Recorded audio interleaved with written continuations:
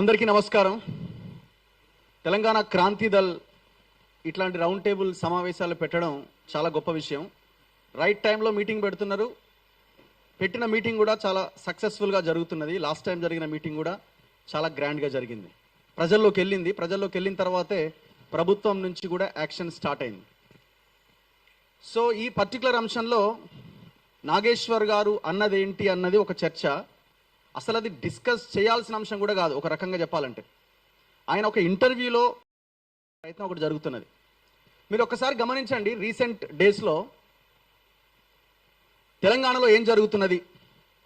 మొన్న కేవీఆర్ అనే ఒక జర్నలిస్ట్ని అరెస్ట్ చేయడానికి ఎక్కడో అనంతపురం, అది విజయనగరం దాదాపు ఒక 1000 కిలోమీటర్ల అవతల నుంచి ఒక పోలీస్ వ్యాన్లో వచ్చి ఆయన అరెస్ట్ చేయడానికి ప్రయత్నం చేశారు. పోనీ ఆయన ఏమైనా తప్పు చేసినా అంటే ఆయన అనని మాటని అన్నట్టుగా ఎఫ్ఐఆర్లో చేర్చి ఆయన అరెస్ట్ చేయడానికి ప్రయత్నం చేస్తే మేము అంతా పోతే దాన్ని అడ్డుకుంటే ఆ అరెస్ట్ ఆగింది.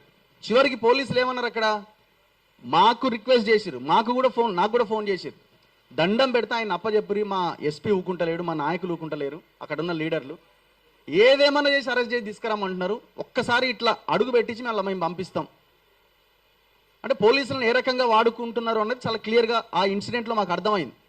ఇప్పటికి కూడా తాను బయటికి రాలేని పరిస్థితి. ఆ ఫేక్ ఎఫ్ఐఆర్ని పట్టుకొని ఆయన ఇంటి చుట్టూ తిరుగుతూనే ఉన్నారు. ఆయన కోర్టుల చుట్టూ తిరుగుతున్నాడు, నాట్ టు అరెస్ట్ ఆర్డర్ ఏమైనా వస్తుందేమో అని.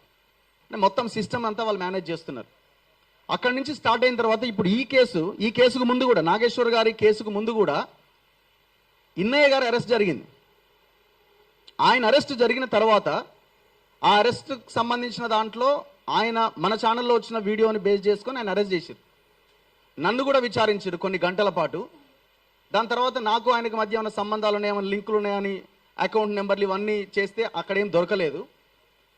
ఎందుకు ఇది స్టార్ట్ అయింది, ఎందుకు ఇన్నయ్య గారి ఎపిసోడ్ని ముందుకు తీసుకొచ్చారు? తెలంగాణలో సోషల్ మీడియా చాలా పవర్ఫుల్గా ప్రజల్లోకి వెళ్తున్నది, ప్రజల సమస్యల్ని ముందుకు తీసుకెళ్తున్నది.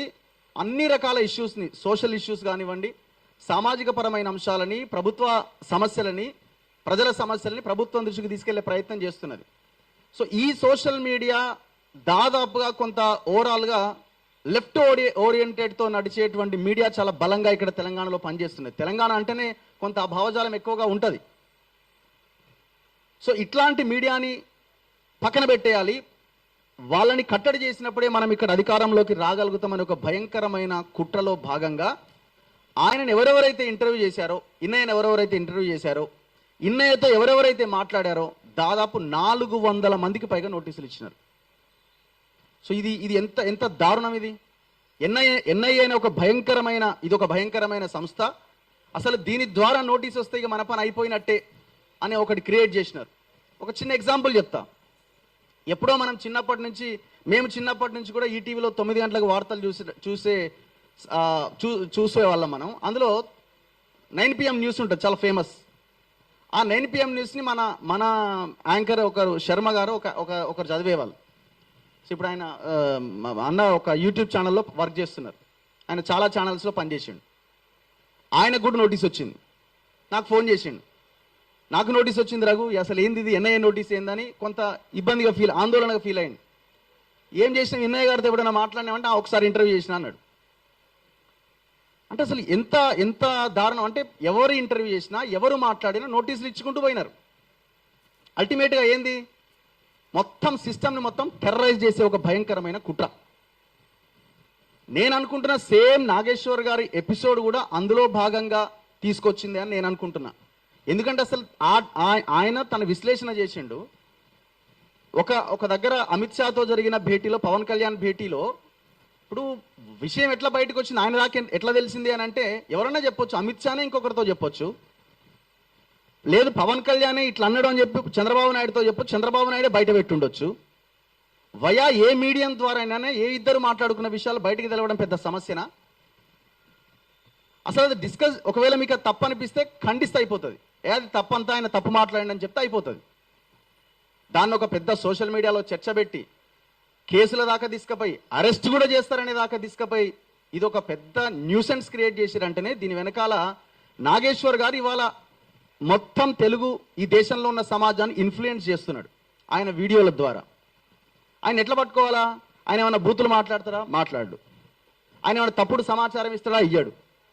సో ఆయనను ఏదో రకంగా ఇట్లాంటి దాంట్లో ఇరికించే ప్రయత్నం చేస్తే మిగతా వాళ్ళు, ఆయన భయపడి ఎట్లాగో మిగతా వాళ్ళంతా భయపడతారు, టెర్రరైజ్ అవుతారు అన్న దాంట్లో భాగంగా ఇది చేసినట్టుగా నాకు అనిపిస్తున్నది.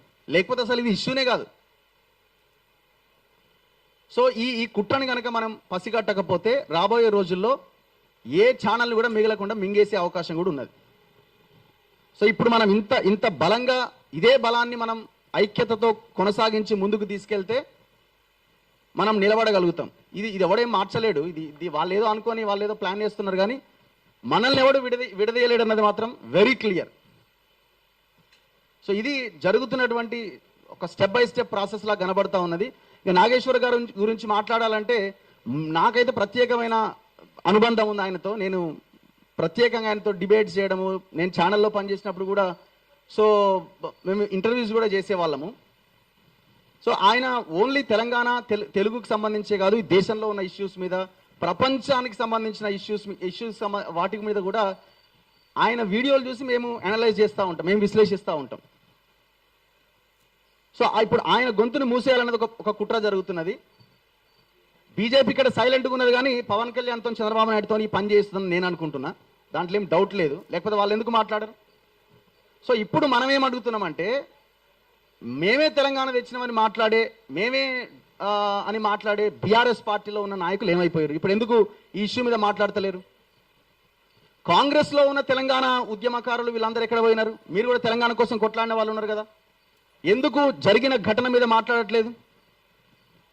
రేవంత్ రెడ్డి మొత్తం కాంగ్రెస్ని మింగేస్తున్నాడు, మొత్తం తెలుగుదేశంతో బీజేపీతో చేతులు కలిపిండని మాట్లాడుతున్న ఈ సోకాల్డ్ నాయకులంతా ఎక్కడ పోయినారు? ఆయనకి సంఘీభావం తెలిపే ప్రయత్నం చేసిరా? ఆయనకి సంఘీభావం తెలిపితే చంద్రబాబు కోపం వస్తుంది, ఆ తర్వాత రేవంత్ రెడ్డి కోపం వస్తుందని ఏమైనా భయపడుతున్నారా? పదవులు రావని ఏమైనా భయపడుతున్నారా? సో సమాజం చూస్తూ ఊరుకోదు. ఇట్లాంటి ఇన్సిడెంట్స్, ఘటనల పట్ల ఖచ్చితంగా మేమంతా కలిసే ఉంటాం. ఈ ఐక్యత కొనసాగుతుంది. పార్టీల నాయకులు లేకపోయినా తెలంగాణ ప్రజలు మా వెనకాల ఉన్నారు. ఈ ఫైట్ కంటిన్యూ అవుతుంది. ఎన్ని శక్తులు అడ్డొచ్చినా ఇది ఆగే ప్రసక్తే లేదు. థ్యాంక్ యూ ఈ అవకాశం కల్పించిన క్రాంతి దళ్.